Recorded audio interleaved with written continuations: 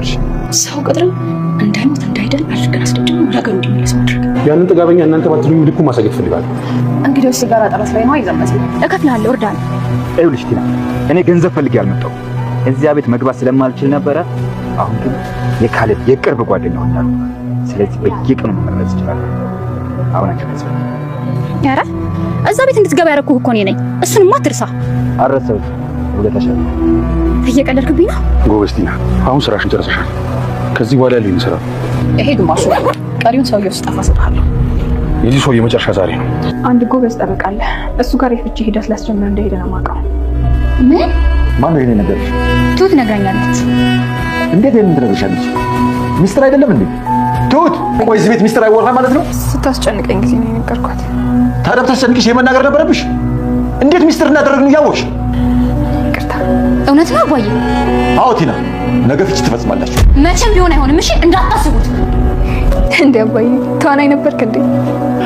በነፍሷን የተጫወትንባት ዛሬ አተኛም። እንግዲህ ቲና ምን ማድረግ እንዳለብሽ አስቢ አስቢ አስቢ።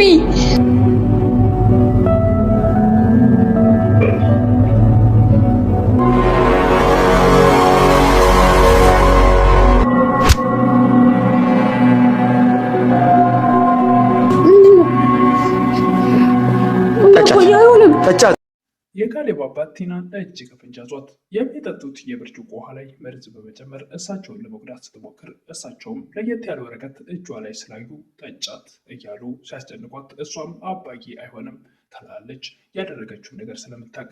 ትሁትም ወደ ውጭ ከመሸ በኋላ አትንቀሳቀሺ ተብላ ማስጠንቀቂያ ተሰጥቷት ነበረ። ራሷን እንዳትጎዳ በማሰብ ነው አባባ ከመሸ በኋላ እንዳትወጪ ብለዋት ነበር። አየር ልውሰድ ብላ ከመሸ በኋላ ወደ ውጭ ትወጣለች። ከኤደን ጋር ተነጋግረው ነበርና ኤደንም የቲናን አጋች አነጋግራ ነበር። ያንን የትሁትን ፈላጊ እንዲያስወግድላት ገንዘብ ሁላ ከፍለዋለች እና ከመሸ በኋላ ከኤደን ጋር ተነጋግረው ይገናኛሉ። ውጭ ኤደን የተነጋገረችው ከትሁት ጋር እሷ ውጭ በመውጣት እሱም ሁልጊዜም ስለሚከታተላት በማንኛውም ሰዓት እሱ እሷን በመያዝ ሲል እሱ ደግሞ ከጀርባ መጥቶ ሲመታው እንግዲህ ጨለማ ነውና ብዙም አይታይም፣ ብቻ የሆነ ሰው ተመቶ ወድቋል። አጋቹም ሲዝት ነበርና ጠላቴ ነው፣ በእርግጣችም ጠላቴ ነሽ፣ ምክንያቱም ነግረው ነበረና ቲና ትሁት መተው ራሱን ስቶ እና አባባ እንዳመለጡት ቲና ከዚህ በፊት ነግረው ነበር። አንቺም ጠላቴ ነሽ፣ ነገር ግን ከእሱ አትብሽም እና ስለዚህ በሀሳባችሁ እስማማለሁ በማለት በሀሳባቸው ተስማምቶ እሷም ቀሪውን ገንዘብ ሰውየውን ስጨርሰው እሰጥሃለሁ ለዛሬ ይሄ ነው ብላ ኤደን ገንዘብ ሰጥተዋለች። ሰላም ጤና ይስጥልኝ ውድና የተከበራችሁ በመላው ዓለም ያላችሁ በኤርትራውያን ትረጁን እግዚአብሔር ይመስገን ደህና ነኝ። የግፈኛው ሚስትና የሰራተኛው ፍጥጫ ወይም ደግሞ ትሁት ድራማ ክፍል 55ን አብረን እናያለን። የባለፈው ክፍል ትሁትን ፍለጋ የመጣውን ሰውዬ ካሌብ እንግዲህ የህግ አማካሪ ነው ብሎ እንግድነት አድርጎ ወደ ቤታቸው ግብዣ ተደርጎለት ቤታቸው መጥቶ ትሁትም ዘና አባባ ምግብ ለማበረክተው ወደ ሳሎን ብቅ በምትልበት ሰዓት እሱን ፊት ለፊት ስታገኘው በጣም ደንግጣ ቁማ ነበር። አባባ ምን ነው የኔ ልጅ ደንግጠሻል በሚሏት ሰዓት አይ ደህና ነኝ፣ ምን ነው የሚያስደነግጥ ነገር አለ እንዴ ይላል ሰውየው።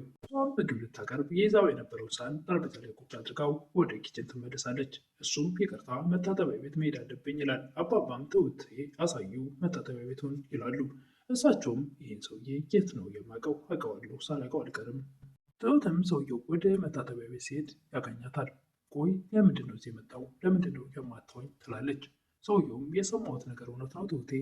ምንድን ነው የሰማኸው? ትላለች ትሁት። አንቺና ያጀዝባ ልትጋቡ ነው? ማን ነው እንደዚህ ያለው? እኔና እሱ መካከል ምንም አይነት ነገር እንደዚህ እንደምታስበው የለም። አሁን ከዚህ ቤት ወጣ ትላለች ትሁት። ሰውየውም አላምንሽም፣ ይህን ያደረግሽው ሆን ብለሽ እኔን ከዚህ ለማስወጣት ነው። ይህ ነገር ግን እውነት ከሆነ አባትና ልጅን አንገታቸውን ቆርጬ ነው የምጥልልሽ። እመነኝ፣ ምንም አልተፈጠረም። ከፈለግክ እኔን እንደፈለግክ አድርገኝ። እነሱ ግን ምንም በማያውቁት ነገር ምንም እንዲደርስባቸው አልፈልግም። ሰውየውም ትሁቴ አንቺ የኔ ብቻ ነሽ፣ ማንንም ሰው ከጎንሽ እንዳይ አልፈልግም። ይህ ለትሁት ከነገራት በኋላ ስልክ የተደወለለት በማስመሰል ወደ አባባ ጋር ብቅ በማለት አሁን መጣሁ ደረስኩ እያለ አባባ ሄድኩ በቃ አስቸኳይ የስራ ጉዳይ ተደውሎልኛል በማለት ከቤት ይወጣል።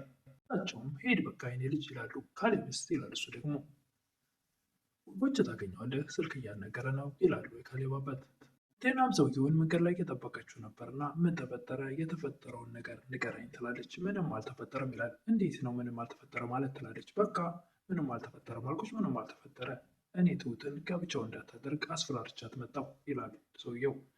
ቴናም እና ለማስፈራራት ነው በቤት ድረስ የሄድከው? እሱንማ እኮ ቤት ድረስ መሄድ አይጠበቅብህም ነበር፣ መንገድ ላይ አቁመህም ይህን መናገር ትችል ነበረ ትላለች ቴና። ሰውየውም አታስቢ፣ እኔ ትሁት የጋብቻው